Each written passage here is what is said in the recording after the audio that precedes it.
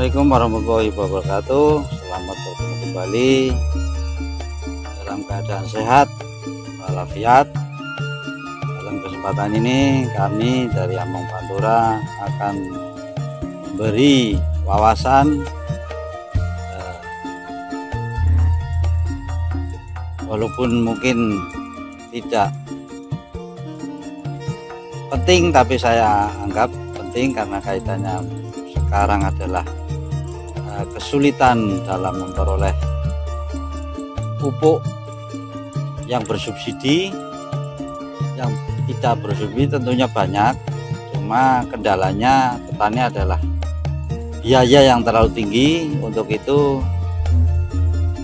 kita sebagai petani padi yang tentunya mengolah sawah, kita harus tahu seluk-beluk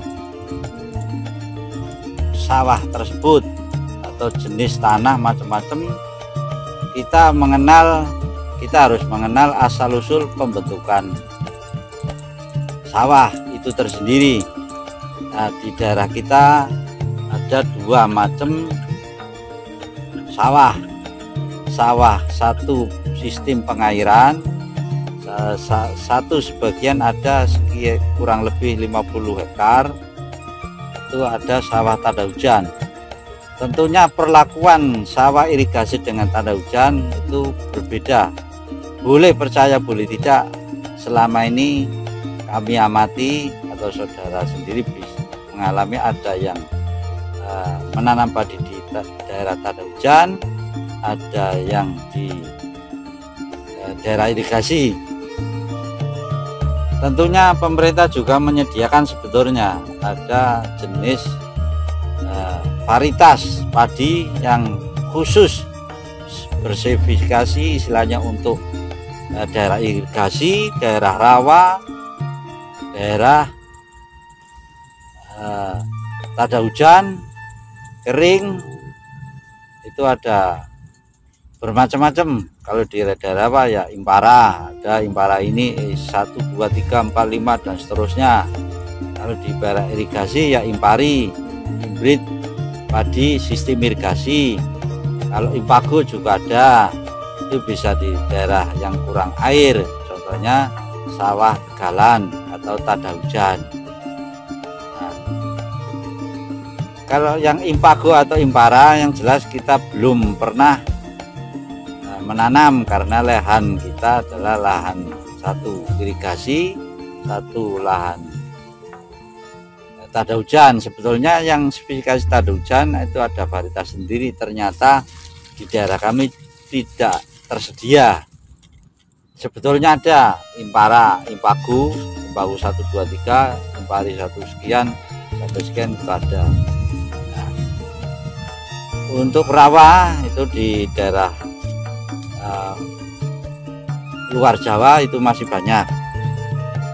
Di daerah lahan gambut macam-macam itu luas. Kalau di Pulau Jawa rata-rata Impago, padi gogo itu sama yang padi irigasi. Nah, tentunya kita yang kedua itu spesifikasinya Impago sama Impari, cuma kelemahannya di sini belum tersedia Impago.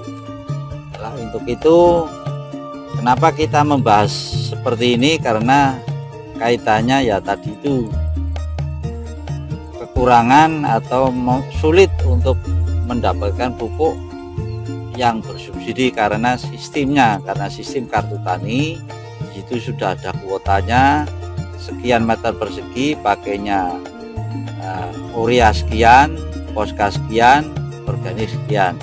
Kenapa organik sekarang dimunculkan? Karena petani memang agak susah dalam pemakaian pupuk petroorganik. Alasannya ini itu macam-macam yang saya dengar. Nah, tujuannya pemerintah sebenarnya itu untuk memaksimalkan penggunaan pupuk anorganik itu sendiri. Karena selama ini sekian puluh tahun ada semacam pengendapan atau bahasa kerennya itu residu. Jadi urea yang sekian persen diaplikasikan dimanfaatkan oleh petani, apalagi petani yang termasuk terlalu berlebihan memakai urea, sedangkan kemampuan tanaman padi menyerapnya sekian persen. Tentunya sebagian besar itu mengendap, yang tidak begitu diperlukan oleh tanaman padi. Makanya kalau bisa pola tanam juga mempengaruhi. Padi, palawija, padi, tapi ternyata sekarang padi lagi. Jadi unsur yang lain tidak dimanfaatkan oleh tanaman yang lain, terjadilah residu. Untuk itu biar penggunaan pupuk lebih efektif, tepat, makanya pemerintah menekan. Cuma yaitu sayangnya tidak ada pernah dilakukan penyuluhan. Yang penting tersedia, ada gunanya untuk apa ya, begitu paham ya, sedikit sekali yang paham petani fungsinya pupuk petroorganik ini seperti apa. Padahal tujuannya itu untuk memaksimalkan kinerja pupuk anorganik itu sendiri. Di samping itu untuk memulihkan lahan tanahnya biar nantinya tidak tandus macam-macam, tidak ya ada yang terjadi mungkin di daerah informasi di daerah lain ada yang tidak bisa ditanami karena bantat, bangka, macam-macam. Itu karena apa? Diperkosa, lahan tersebut diperkosa untuk ini harus begini, ada kemauan petani, sedangkan lahan tanah sendiri tidak begitu, harus dipulihkan, ada pemulihan, jangan diperas seperti sapi perahan, apalagi sudah tandus ditinggal, itu salah. Makanya kan saya sering mengutarakan perlunya konservasi di bidang pertanian ya ini, supaya ada kesinambungan, si lahan tersebut langgeng sampai anak cucu kita tidak rusak. Untuk itu ketepatan waktu memupuk, penggunaan pupuk yang tepat, pemerintah betul seperti itu, karena petani mainnya main serampangan. Untuk itu petani dengan cara kartu tani, sistem paket, beli pupuk yang luasan sekian harus sekian. Nah, yang tidak sadar, ini itu macam-macam yang saya ini pelajari. Jadi bukan pemerintah itu mempersulit sebetulnya, tapi kita sendiri yang tidak sadar karena sudah terbiasa bebas semau petani sendiri. Padahal tanah tersebut kalau misalnya bisa ngomong, tulung-tulungan. Untuk itu dengan adanya kita sering bertemu, berbincang-bincang, baik lewat forum, lewat ya cerita ngalor ngidul, bisa diambil hikmahnya. Kita sering di warung di mana saja sering cerita kosong, tapi mudah-mudahan sedikit ada manfaat. Demikianlah pengenalan dari awalnya pembentukan sawah ya, tadi kembali sawah irigasi, tada hujan, rawa, tegalan.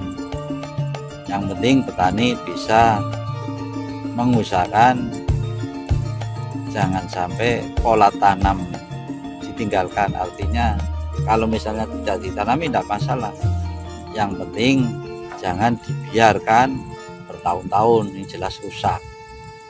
Kalau bisa tanah biar sampai anak cucu kita bisa ngolah secara intensif, secara tepat, sesuai anjuran pemerintah. Walaupun di sana sini ada kurang lebihnya, sesuai dengan struktur dan tekstur tanah yang suatu saat kita bisa membahas tanah apakah, jenis tanah kita, perlakuannya bagaimana. Mudah-mudahan di lain waktu bisa dibicarakan lebih lanjut. Demikianlah yang kali ini, mudah-mudahan ada manfaat. Assalamualaikum warahmatullahi wabarakatuh.